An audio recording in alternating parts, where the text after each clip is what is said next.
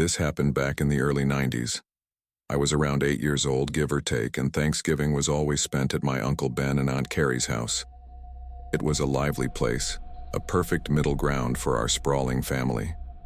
Every year, the tradition included a huge game of touch football on the lawn, and even though I was too young to play, I loved standing on the sidelines and watching the action. That particular Thanksgiving started like any other. The grown-ups argued over teams, the kids whined about rules, and the aroma of turkey and pie drifted out through the windows. I was standing near the driveway, kicking at loose gravel, when I noticed a man approach me from the neighbor's yard. His name was Mr. Danner, though most people just called him Jack. He was an older guy, probably in his 50s, with a wiry frame, thinning gray hair, and glasses that seemed too big for his face. He wasn't exactly family, but he showed up to these gatherings often enough that nobody thought twice about it. Jack started chatting with me about the football game, asking who I thought would win, who my favorite players were, that sort of thing. I gave short answers, trying to keep my attention on the game, but he kept pressing. Then, out of the blue, he asked if I wanted to see something really cool at his house. I hesitated. Jack wasn't exactly my favorite adult.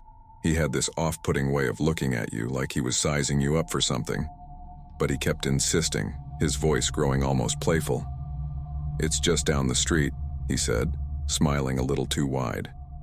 "It'll only take a minute." Eventually, I caved. I figured I'd go quickly, see whatever it was, and get back before anyone even noticed I was gone. So, I followed him. We walked past a few houses until we reached his, an older place with peeling paint and a sagging porch. The windows were dark and the lawn was overgrown with weeds. Even as a kid, I knew the place didn't feel right. Inside, the smell hit me first. A damp, sour odor like wet cardboard and moldy food. The furniture was old and mismatched, and clutter was piled everywhere. Newspapers, cans, and boxes stacked precariously high. Jack motioned for me to sit on a battered couch, and I did, unsure what else to do. He turned on the TV to a football game and plopped into an armchair across from me, grinning like we were best friends. "Pretty cool, huh?" he said, gesturing at the screen. I nodded silently, my stomach twisting into knots. Minutes ticked by, though it felt like hours. Jack just sat there watching me more than the game. I started to fidget, mumbling about needing to get back, but he didn't seem to hear me.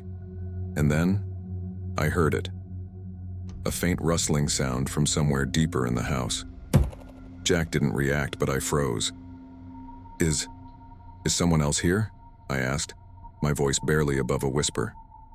His smile faltered for a split second, but then he laughed. "Just the house settling," he said. Before I could question it, the front door burst open. My Uncle Ben stood in the doorway, his face pale and his chest heaving like he'd sprinted the entire way. His eyes locked on me, and he yelled, "What are you doing here?" Jack stood up quickly, his smile gone. "He begged me to bring him over," he said smoothly. "Said he wanted to see the house." "That true?" Uncle Ben asked, his voice tight. I shook my head violently. "No, he asked me to come." Uncle Ben didn't say another word. He grabbed my arm and yanked me off the couch, dragging me out of the house. I glanced back over my shoulder and saw Jack standing in the doorway, his expression unreadable, but his eyes burned into me like twin coals. Uncle Ben didn't let go of me until we were back on his driveway. He knelt down to my level, gripping my shoulders tightly. "Listen to me," he said, his voice trembling. "Don't ever go anywhere with someone like that. Do you hear me?" I nodded, tears stinging my eyes. He hugged me tightly, then marched back inside to join the rest of the family. Jack didn't show up at Thanksgiving the next year, or the year after that. Nobody ever talked about him again, but sometimes I'd hear my uncle and dad whisper about something when they thought I wasn't listening. Years later, when I was in my 20s, I brought it up to my mom. "Do you remember Jack Danner?" I asked. Her face went pale and she shook her head. "No one's called him that in years," she said softly. "After that Thanksgiving, the police arrested him. Something about things they found in his house. I didn't press for details. I didn't need to. Sometimes when I close my eyes, I still see his house. And every so often, I hear that faint rustling noise from somewhere deep within the walls.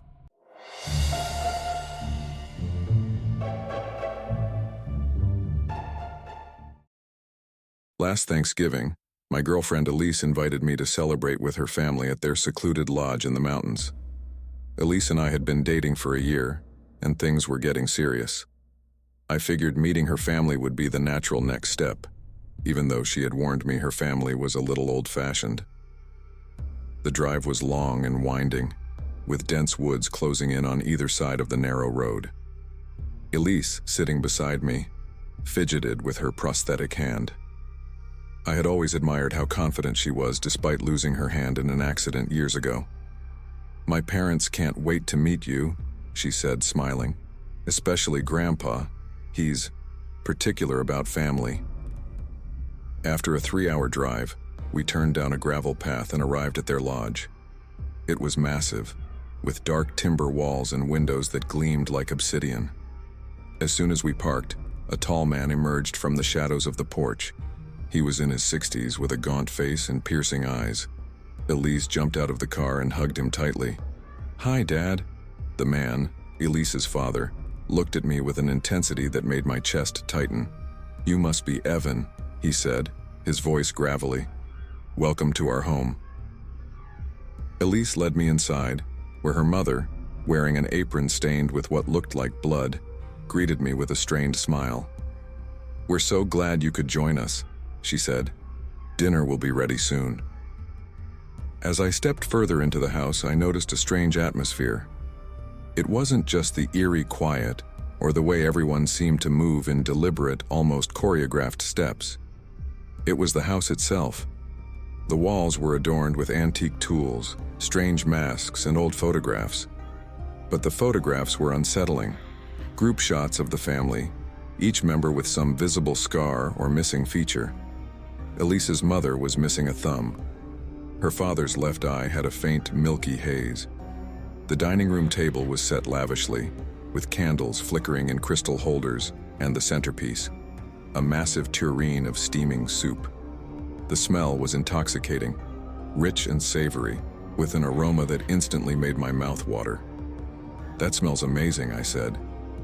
Elise's grandfather, a frail-looking man sitting at the head of the table, chuckled. "Ah, the family soup," he said. "It's a tradition. Only the closest family members get to taste it." I glanced at Elise, who smiled reassuringly. "Don't worry," she said. "It's a family thing. You'll understand someday." We sat down, and bowls of food were passed around. Roasted vegetables, bread, turkey. It was a feast fit for royalty. But my eyes kept drifting to the soup. Elise's mother ladled some into her bowl and took a small sip, her expression turning serene. I couldn't resist. When no one was looking, I reached for the ladle and poured a small spoonful into my bowl. I brought it to my lips and froze. Floating in the broth was a small, unidentifiable piece of flesh. It looked human. "That's enough," Elise's father said sharply. Everyone's heads turned toward me. Elise's grandfather leaned forward, his dark glasses reflecting the candlelight. "The soup is for family," he said coldly. "You're not one of us yet." The tension was unbearable. I stammered an apology and put my spoon down. Dinner continued awkwardly, but the air felt heavier with every passing second. That night I couldn't sleep. Around 2 a.m. I crept downstairs, drawn by curiosity and the lingering scent of the soup. The kitchen was dark, but the pot still sat on the stove. I opened the lid, letting the smell envelop me. I hesitated, then dipped the ladle in, searching for what I thought I'd seen earlier. The ladle surfaced with something horrifying, a human finger. My stomach churned and I dropped the ladle with a clatter. Suddenly, I felt a presence behind me. "You shouldn't have done that," Elise's voice said softly. I turned to see her standing in the doorway holding a knife. Her mother and father appeared behind her, their faces void of emotion. "You wanted to be part of the family, didn't you?" her father said. "This is how we bond, how we share our essence." What? What are you talking about?" I stammered. Elise stepped closer, her prosthetic hand gleaming in the dim light. "We all contribute," she said, her voice eerily calm. "A piece of ourselves, for the good of the family. It's how we stay connected, forever." I backed away, but there was nowhere to go. Her grandfather hobbled in, holding a jar filled with preserved body parts, an eye, a finger, a chunk of flesh. "We only take what we can spare," he rasped, "and now you'll give too." The last thing I remember is Elise leaning in close, whispering, "It's just one time. For us." A year has passed since that night. Elise and I are still together. I'm one of them now. My prosthetic hand matches hers perfectly. This Thanksgiving, I'll be adding my own special ingredient to the family soup. After all, traditions are meant to be kept.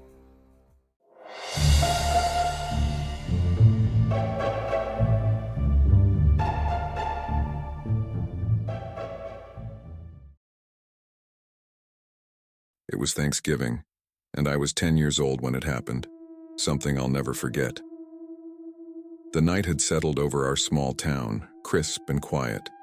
My cousins, Emily and Jack, along with my older brother Ethan and I, decided to play hide and seek in the surrounding fields behind my grandparents' house.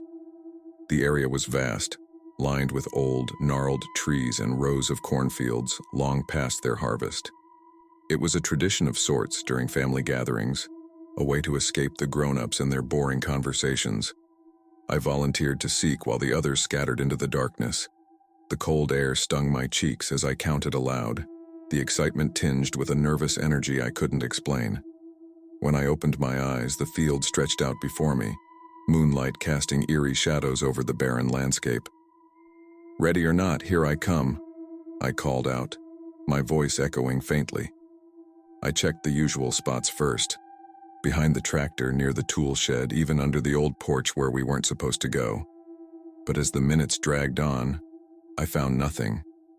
No giggles, no rustling footsteps, just the sound of the wind whispering through the trees.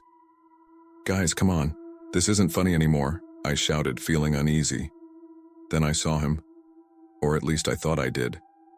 A figure darting between the rows of dried corn stalks at the edge of the field. It had to be Ethan. I called his name, but he didn't respond, just kept running deeper into the maze of stalks. "Fine, I'm coming to get you," I yelled, sprinting after him.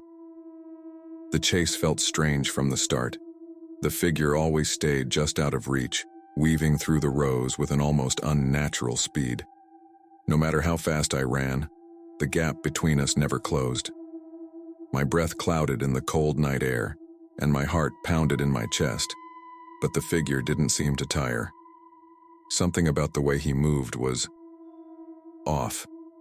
His limbs seemed too long, his steps too smooth, like he wasn't running but gliding over the ground. My stomach twisted as I realized I hadn't heard a single footfall. "Ethan, stop messing around," I shouted, my voice breaking.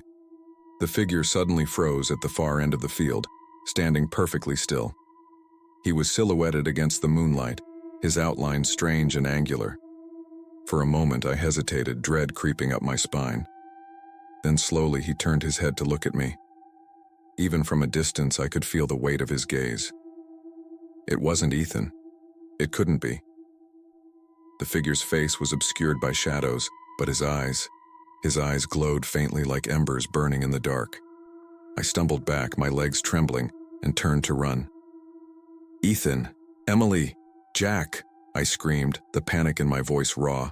I didn't stop until I burst out of the cornfield, panting and shaking.